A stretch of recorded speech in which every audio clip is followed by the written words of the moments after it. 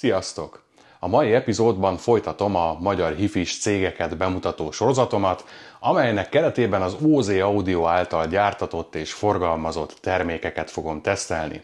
Ezt a céget Ozorai Gábor alapította 2018-ban azzal a céllal, hogy elérhető áron rakjon össze sok tekintetben high-end minőséget képviselő láncokat, habár Gábor a high-end kifejezést módszeresen kerülni szokta. Ennek a kitűzött célnak megfelelően a hangsugárzókat zömében eredeti gyári tervek alapján ő maga gyártatja itt Magyarországon, és távol-keleti gyártók által készített elektronikákat párosít hozzájuk. Minden eszköznél a hangsúly a kompromisszumoktól mentes egyszerűségen van, amely műfajnak egyébként én is nagy tisztelője vagyok, mint azt, ahogy már többször is hangoztattam a korábbi videóimban. Hogy Gábornak mennyire sikerült elérni a kitűzött céljait, azt két eszköz segítségével fogom nektek prezentálni. Az egyik a Gábor által gyártatott és hangolt szélessávú hangsugárzó, az Audio Nirvana Super 8-as, valamint a hozzá párosítható egyik elektroncsöves erősítő, a Mingda MC368. A részletekkel pedig rögtön jövök a főcím után.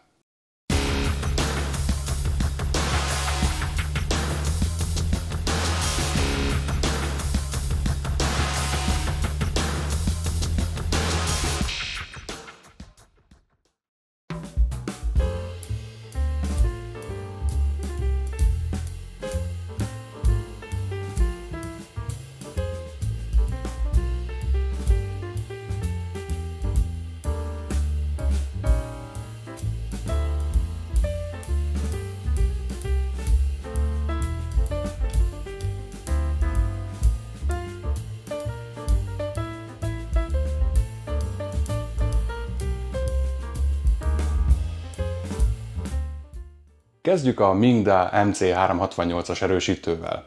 A Mingda márkát gyártó Meishin gyár több mint 30 éve gyárt elektroncsöves erősítőket. A cég termékeit teljes egészében kézzel szerelik össze, amely során olyan kiváló minőségű alkatrészeket használnak fel, mint például az Alps hangerőszabályzók, az Aerovox, Nichicon és Philips puffer kondenzátorok, a Jimvina márkájú csatolókondenzátorok és elektroncsövek, illetve a dán Jensen cég által gyártott kondenzátorok. A Meishin saját magának gyártja az elektroncsöves erősítők egyik legkritikusabb alkotóelemét, a táp- és kimeneti csatolótranszformátorokat. Az elektroncsöveket az összeszerelés során gondosan párba válogatják, és 60 órán keresztül járatják őket, így biztosítva a megfelelő minőséget és élettartamot. Az erősítő klasszikus, mondhatni old school dizájnnal rendelkezik, akár a 60-as években is gyárthatták volna. Az előlapon mindössze egy hangerőszabályzót, egy bemenetválasztót és egy analóg Döpré műszeres kivezérlésmérőt találhatunk. Az erősítő tetején találjuk a lényeget, az elektroncsöveket. Az előerősítő fokozatban 12 AU7 csöveket használnak, de ezt az erősítőt gyártják orosz katonai minőségű 6SN7 csövekkel is, amíg a végerősítő fokozatokat a Shuguen által kifejezetten a Meishinnek gyártott KT90-es csövek hajtják meg. Az alkalmazott kapcsolás technika single-ended A-osztály, amely eredményeként az erősítő 2x18 watt teljesítmény leadására képes. A tápegység elektroncsöves egyenirányítóval rendelkezik, valamint a csövek fűtése is egyenfeszültséggel történik, aminek az alkalmazásával alacsony szinten tartható az esetleges búgás és háttérzaj. A három fémdoboz az erősítő tetején a táptranszformátort, valamint a végerősítő fokozat két kimeneti csatolótranszformátorát rejti, amelyek az erősítő 16 kg tömegéhez jelentősen hozzájárulnak. Az erősítő főkapcsolója a doboz bal oldalára került. A hátlapon 3 pár RCA vonalbemenetet találhatunk, valamint a hangsugárzók névleges impedanciájának megfelelő kiosztású csatlakozó terminálokat is, amelyek banándugót, villáscsatlakozót és csupaszvezetékeket is képesek fogadni. A terminálblokkok között találjuk meg a szabvány IEC tápajzatot az integrált biztosítéktartóval, valamint a hálózati tápfeszültséget beállító kapcsolót. Az erősítőhöz egy igen masszív fém távirányítót is mellékel a gyártó, amellyel a hangerőt tudjuk állítani, illetve találunk rajta egy némító gombot is. Ez a gomb egyébként rendhagyó módon a motoros Alps potenciométert állítja szép komótosan nullára némítás gyanánt. Az erősítő alsó paneljét lecsavarozva elénk tárul a légszereléssel és ponttól pontig vezetékezéssel megvalósított áramkör. Gyakorlatilag az összes alkatrészt az elektroncsövek foglalata tartja a levegőben, mint egy távtartóként. Figyelemre méltó a közös testvezeték gyanánt végigvezetett 2,5 négyzetmilliméteres tömör részhuzal, ami nem csak technikai szempontból egy kiváló megoldás, hanem a légszerelés szerkezeti merevségét is jelentősen növeli. Azért ez az a műfaj, ha szabad ilyen patetikus kijelentést tennem, amely az én szememben inkább közelebb van a szobrászathoz, mint egy tömegtermékhez. Minden esetre órákig el tudnám nézni, ahogy egy ilyen erősítő készül. Az egyedüli testidegen megoldás ez a kis panel, amelyen egy Atmel mikrokontroller található. Valószínűleg ez a chip dolgozza fel a távirányító parancsait, illetve ez kezeli a felfűtési szekvenciát is az erősítő bekapcsolásakor. Ennek az az érdekessége, hogy a felfűtés végét a mikrokontroller azzal jelzi, hogy automatikusan feltekeri a hangerőt 9 óráig. Természetesen mindez a korábban említett motoros ELPS potméter segítségével valósul meg.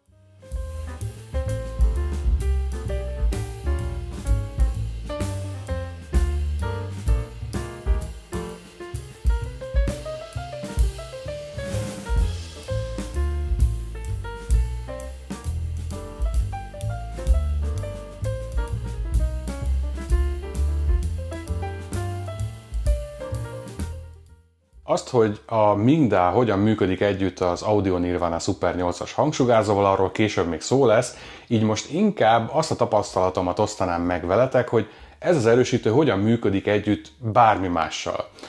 Nem véletlen, hogy a legnagyobb teljesítményű erősítőt kértem el az OZ Audio kínálatából, mert arra is kíváncsi voltam, hogy egy modern, többutas hangsugárzót mennyire életképesen lehet meghajtani ezzel a mai sztenderdek alapján kevésnek tűnő teljesítménnyel. A Fine Audio F502-esek 8 ohm impedanciával rendelkeznek, és viszonylag nagy érzékenységű dobozoknak számítanak.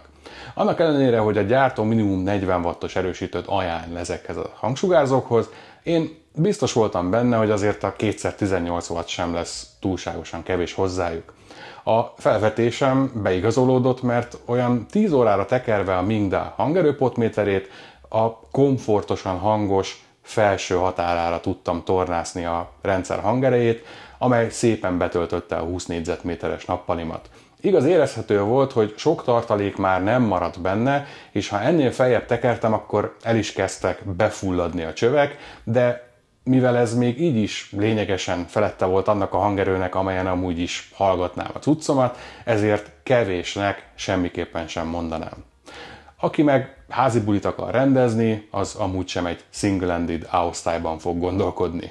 Sajnos nem volt lehetőségem ezt az erősítőt a szokásos, átkapcsolós módszeremmel összehasonlítani a Kinki Studio integráltammal, mert egy elektroncsöves erősítőt kifejezetten rossz ötlet terhelés nélkül bekapcsolni, az átkapcsoló meg gyakorlatilag a hangsugárzókat váltogatja a két erősítő között. Szóval a szokásosnál egy kicsit talán nagyobb hibahatárral végeztem el ezt az összehasonlítást. Amellett, hogy a Mingda olyan hangerőn hajtotta meg az F502-eseket, ami nekem még bőven sok is, ami rögtön feltűnt, az a középtartomány definiáltsága és az a finom meleg tónus, amely olyan markánsan jellemzi a csöves erősítőket. Hasonló volt az élmény, mint amit Varsóban tapasztaltam az Audio Note Cobra társaságában. A térábrázolás szempontjából egy kicsit közelebb hozza a színpadot a hallgatási pozícióhoz, és olyan, mintha minden egy picit így fel lenne nagyítva. Ellenben a hangszerek precízen pozícionáltak, a kontúrok szuper élesek. Megmerem kockáztatni, hogy ezt sokkal jobban hozza a Mingda, mint a Kinki. A magas tartomány is finom, részletes és egyáltalán nem tolakodó, de ez inkább a Fine Audio alapvető karaktere, amit bármilyen viszonylag semleges hangú erősítő is rendre meg szokott mutatni. Ahol viszont a Mingda egyértelműen elmarad a Kinkitől, az a mély tartományra gyakorolt kontroll. A Mingda egy kicsit ellágyítja a mély hangokat, a lábdobok kevésbé húznak, a mély erősre kevert dalok alul egy kissé kaotikussá válhatnak. Ez is inkább a Fine Audio F502-esek alapvető tulajdonságok közé tartozik, amely okán igénylik a határozott basszuskontrollra képes erősítőket. A Mingda egyértelműen nem ilyen, mint ahogy azt is gyanítom, hogy az elektroncsöves erősítők általában nem ilyen karakterrel rendelkeznek. A Mingda MC368-as nagyon meggyőző teljesítményt és hangminőséget nyújtott a kinki árának a töredékéért, és bár érezhetően nem a Fine Audio F502-es a Mingda igazi vadászterülete, de azért elég derekasan helytálta a meghallgatás során. Aki esetleg egy 8 ohmos és 90 decibel feletti érzékenységű hangsugárzóhoz keres egy klasszikus csöves erősítőt, hasonló méretű lehallgató szobával, mint az enyém, akkor a Mingda mindenképpen megérdemel egy próbát, főleg, ha egy olyan hangsugárzót szeretnétek vele egy kicsit ellágyítani, amelynek a kívánatosnál feszesebb a mélytartománya. Amire viszont egyértelműen nem való a Mingda, az a 4 ohmos impedanciával és 90 decibel alatti érzékenységgel rendelkező polcsugárzók. Kipróbáltam egy hasonló paraméterekkel rendelkező Acoustic Energy AAS100 MK2-vel is ezt az erősítőt, és ezek a viszonylag érzéketlen és alacsony impedanciával rendelkező dobozok meglehetősen sokat követeltek ettől az erősítőtől. Még ennek ellenére is egy 6 négyzetméteres szobában és viszonylag közeli pozíciókból hallgatva ezt a láncot, elég becsületes hangerőt lehetett belőlük kihajtani. Azért azt nem árt észben tartani, hogy egy ilyen erősítő egy olyan bonyolult terheléshez, amit például az AS100-as is képvisel, csak a megfelelő kompromisszumokkal és viszonylag kis szobában életképes. Nyilvánvaló, hogy a Mingda erősítője nem egy svájci bicska, hanem egy precíziós céleszköz. Ennek megfelelően nagyon okosan kell hozzá hangsugárzót választani, és a rendelkezésre álló wattokat nagyon bölcsen kell munkára fogni. Például az ilyen racionálisnak tűnő választások közé tartozik az OZ Audio Nirvana Super 8-as hangsugárzója is, hiszen a szélessávú hangsugárzók általában elég magas érzékenységgel rendelkeznek, tehát nagyon kicsi teljesítményből nagyon nagy hangerőt képesek előállítani. Egy ilyen hangsugárzó 2x3 watttal már elég hangosan tud szólni, egy olyan erősítővel, amit az OZ Audio kínálatában megtalálható RFTL YS EA1A, igen, elég hülye név, nem tagadom, szóval egy ilyen 2x6 wattos szörnyeteggel már szinte parti hangerőt lehet egy ilyen szettel is produkálni.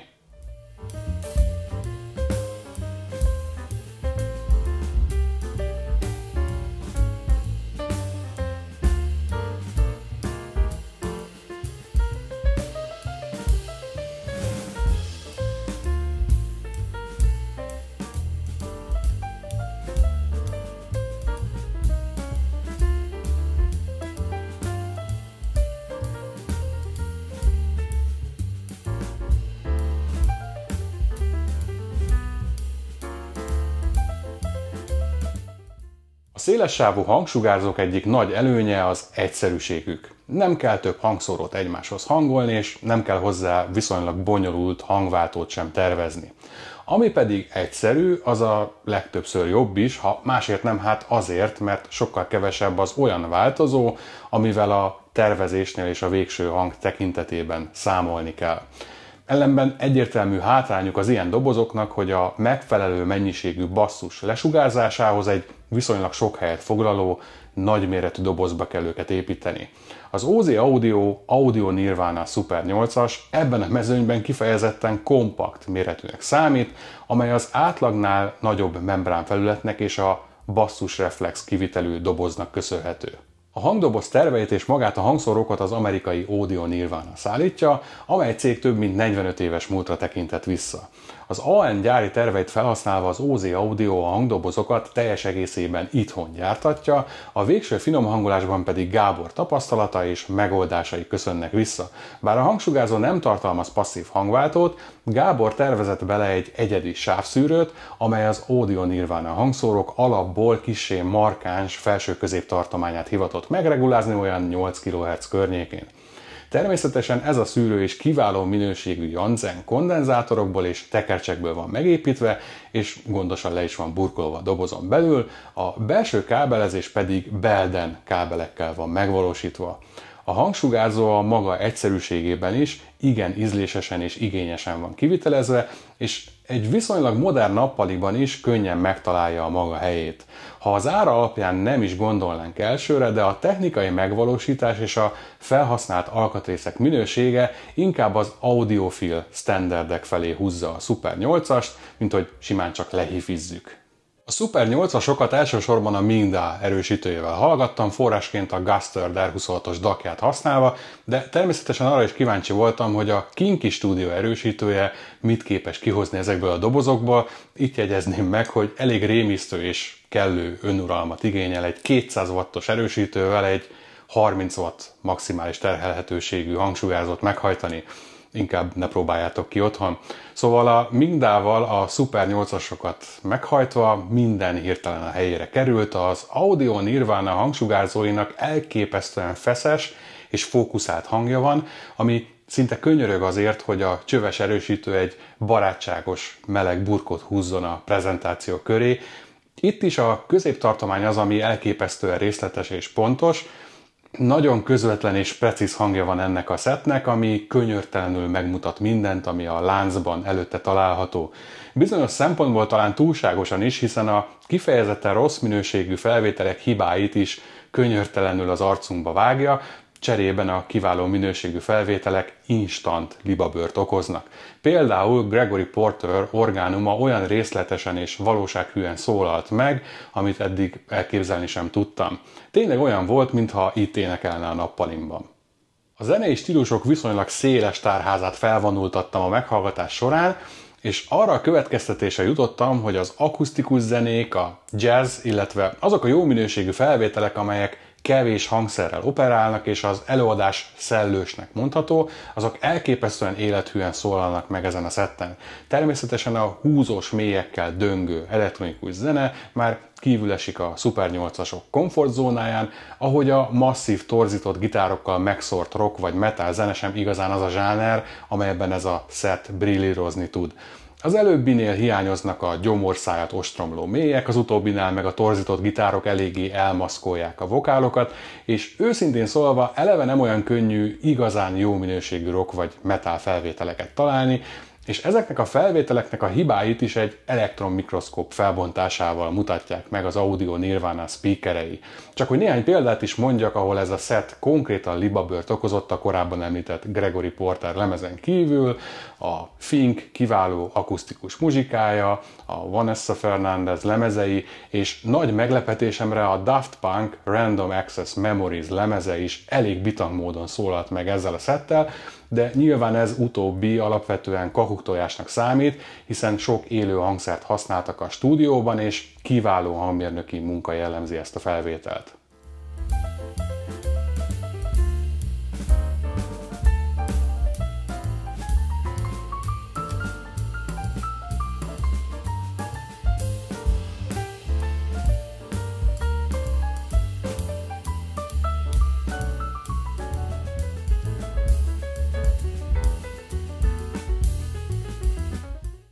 Ezek a hangsugárzók a megfelelő forrással meghajtva a valóság igen precíz lenyomatát adják. Elképesztően direkt módon szólalnak meg, és oldalirányba nagyon keveset szórnak, nagyon fókuszált a hangjuk. Ebből adódik, hogy a tökéletes hangzást egy időben csak egy hallgató élvezheti igazán, hiszen a hangkép szignifikánsan változik már attól is, hogyha egy kicsit arrébb ülünk az ideális hallgatási pozíciótól. Érdekes, hogy akkor ad igazán koherens terű és egyenletes frekvencia menetű képet, ha egy kicsit beljebb forgatjuk őket, úgy, hogy a tengelyek meccéspontja ne pontosan a fejünknél legyen, hanem inkább azok az arcunk előtt keresztezzék egymást. A stabil elhelyezést és a megfelelő magasságra emelést nagyban elősegítik a hangsugárzóhoz méretben tökéletesen passzoló Sound Arts állványok, amelyek dizájnja egyébként úgymond tisztelgés a legendás Haybrook HB1-es állványok előtt. Érdekességképpen természetesen kipróbáltam a Kinki Studio erősítőjével és az OZ Audio hangsugárzóit. A középtartományból érezhetően kevesebbet bontott ki ez a felállás, és az a finom csöves meleg hangzás is teljesen eltűnt, viszont érdekes volt, hogy cserében a korábban említett rosszabb minőségű felvételek is sokkal élvezhetőbbek lettek ezzel a felállással. Sajnos a mély tartományt meglehetősen túlkontrollálta a Kinki erősítője, már ha létezik ez a terminológia. Egyértelmű tehát, hogy ezek a hangsugárzók akkor működnek a legélvezetesebben, ha egy klasszikus elektroncsöves erősítőt rakunk eléjük. Így vagyunk képesek a legtöbbet kihozni belőlük. Nem ördögtől való kiegészíteni egy ilyen szettet egy megfelelően integrált szubládával sem, bár pont a rendszer egyszerűségében rejlő előnyöket veszítenénk így el. A tanulság az, hogy a nap végén mindent arra kell használni, amire való. Nos, aki az Enter Sandman szeretné meghallgatni a Metallicától, annak másfelé kell keresgélnie. Az OZ Audio Audio Nirvana Super 8-as hangsugárzója és a Mingda MC368-as erősítője nem éppen a kezdő hifistákat megcélzó összeállítás, hanem inkább a kezdő audiofileket veszi célba. Elég pontosan behatárolható, hogy mi áll jól ennek a kombónak, és nagyon határozott elképzelésének kell lennie a zenehallgatónak is arról, hogy mi az, amit szeretne. Ez nem egy tömegtermék, tömeghanggal. Valaki ezt nagyon szeretni fogja, és akkor Gáborhoz hasonlóan el sem tudja képzelni, hogy máson hallgasson zenét, vagy nem fog neki tetszeni. A kulcs itt is a meghallgatás. Ezzel kapcsolatban az a jó hírem, hogy a szett elég hasonlóan szólalt meg Gábor bemutatótermében és a nappalimban is, ami azt jelenti, hogy ezek a hangsugárzók elég érzéketlenek a szobaakusztika változásaira, tehát amit az OZ Audio bemutatótermében fogsz hallani, az 90%-ban meg fog egyezni az otthoni élménnyel is. Én azt gondolom, hogy ha egybevágnak az elképzeléseid azzal, amit ez a rendszer képvisel, akkor mindenképpen vegyétek fel a listátokra ezt az opciót is. Természetesen Gábor előzetes egyeztetés után szívesen áll a rendelkezésetekre, amennyiben meg szeretnétek hallgatni ezeket a termékeket.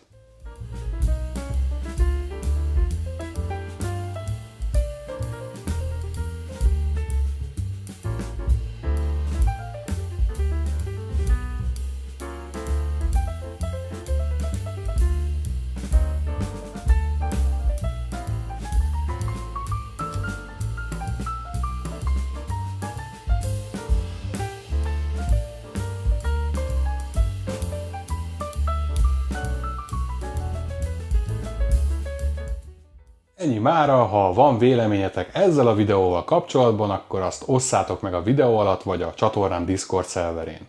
Ha szeretnétek még sok hasonló tartalmat látni, akkor ne felejtsétek el lájkolni a videót, illetve iratkozzatok fel a csatornámra, amennyiben ezt még nem tettétek meg.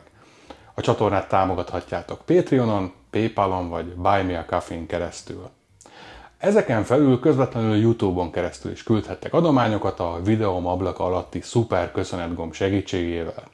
A kapcsolódó linkeket mindig megtalálhatjátok a videóim leírásában.